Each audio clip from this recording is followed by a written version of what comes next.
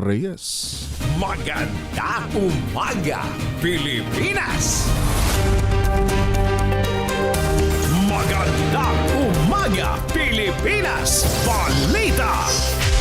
11 minuto makalipas ang alas 4 ng umaga, walang inaasahang anumang bagyo na papasok sa loob ng Philippine Area of Responsibility sa susunod na 3 araw ayon sa DOST Pag-asa. Ayon kay Lori de la Cruz ng Weather Specialist ng Weather Bureau, nananatiling ligtas sa anumang sama ng panahon ng bansa ngayong long weekend kasabay ng paggunita sa Idil Fitir.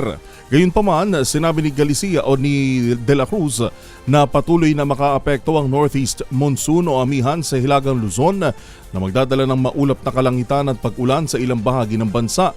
Sinabi pa ng weather forecaster na sa susunod na 24 na oras, inaasahan ng maulap na kalangitan na may mahihinang pag-ulan sa Cordillera Administrative Region, Cagayan, Isabela, Quirino, Nueva Vizcaya at Aurora dahil sa amihan.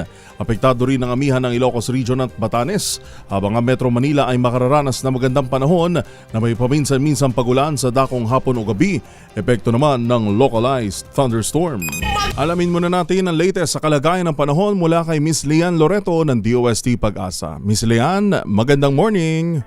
Yes po, magandang umaga po Sir Yuel at sa lahat ng ating mga taga-subaybay. Sa ngayon nga po ay humihina na itong amihan at nakakaapekto na lamang sa may extreme northern Luzon.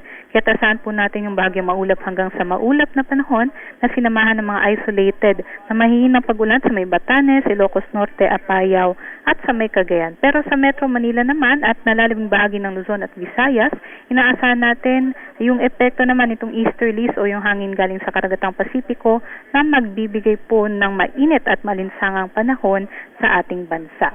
Samantala sa Mindanao, possible po yung mga localized thunderstorms, pero generally fair weather conditions naman po yung ating inaasahan. Sa ngayon, wala naman po tayong inaasahan na bagyo.